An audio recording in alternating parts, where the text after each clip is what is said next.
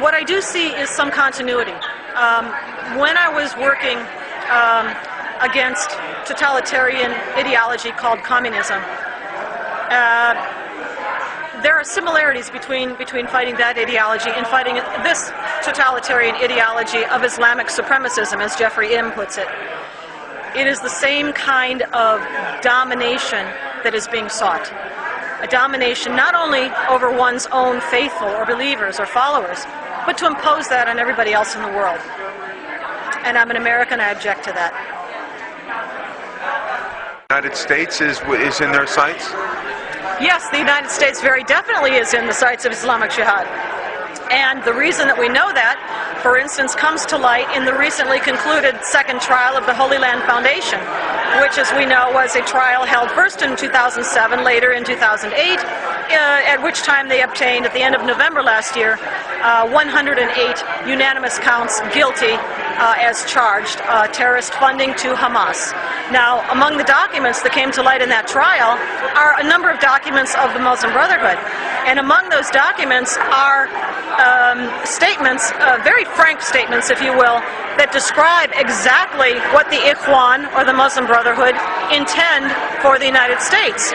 And they say, quoting loosely more or less, they say, we, the Ikhwan, we will sabotage your miserable house with our hands from within. In other words, their intention is to bring Islam to the United States, to bring down our Constitution and substitute it with Sharia. I think that's going to, because not only are these organizations and groups advocating a particular position, but they now have the primary spokesman for those positions, which are inimical, as I say, to American national security policy.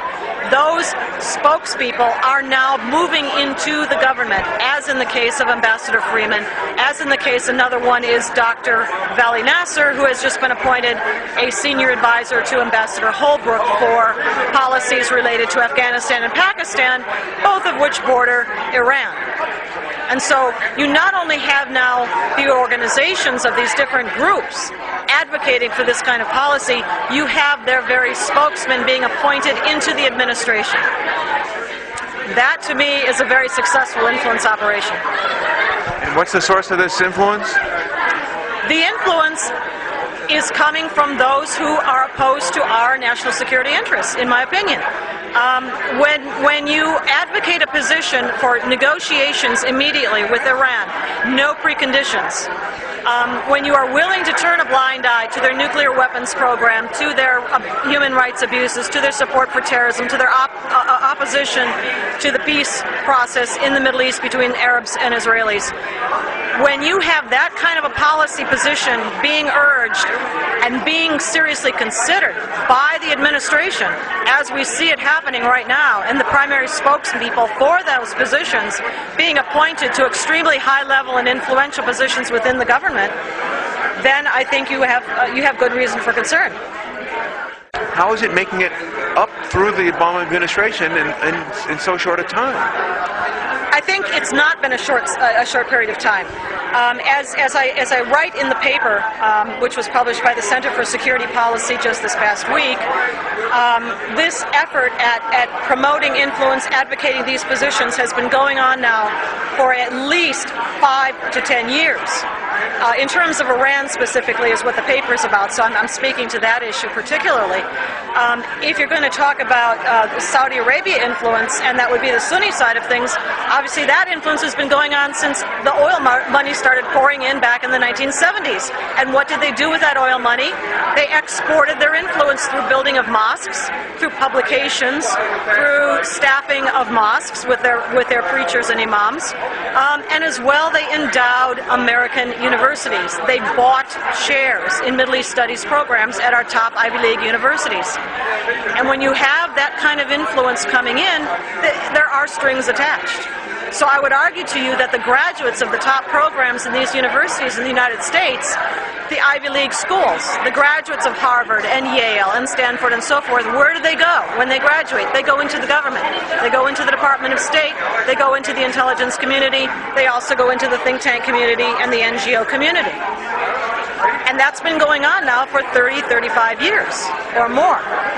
And so when you say, how did this happen so quickly? It didn't happen quickly. This has been going on, planned and funded carefully for many, many decades. And on the Iranian or the Shia side, that operation has been going on, I would say, at least since the Iranian Revolution of 1979, but it really kicked into high gear more recently, and I would say probably from around the late 90s to the present time. It really shifted into a higher gear.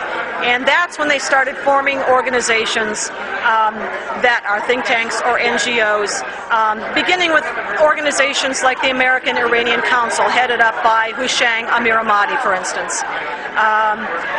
And then there are many more newer organizations, which you'll see in the paper, which came along much more recently in the time period even since 2000, 2005, 2007, 2008. These new organizations are sprouting like mushrooms around Washington, D.C. And if you look at them, you'll see their boards of directors are interchangeable and interlocking, which is to be expected when you have an interest group with the same ideas. But the problem is not that they're an influence group or that they're pushing a particular policy. The problem is that that policy coincides with the favored policy of the regime in Tehran, and that is on the State Department's list of state sponsors of terror, the number one top position ever since the list has been kept. That's the problem. It's my position that I write in the paper, The Iran Lobby, that an effort to influence not just this administration, but every administration going back to the Iranian Revolution in 1979 and throughout these decades, the effort to influence American foreign policy. It's strong, it's very well funded, much of the funding comes from Saudi Arabia. It's an influence operation. To do that, what do? They form NGOs, they form think tanks, they sit and serve on each other's boards of directors, they swap positions, they write papers for each other that go posted up on each other's websites, and they share some of the same funding sources. And this influence operation has been aimed at influencing the United States government and its policies towards the Middle East for many, many decades. And it's very troubling in my opinion because it's so well funded and because it's inimical, in my opinion, to American national security interests. There's nothing wrong with lobby groups, who want to advocate for their position. But when the money and the backing comes from regimes such as Saudi Arabia's or Tehran's that are fundamentally opposed to American national security objectives, then that's a problem.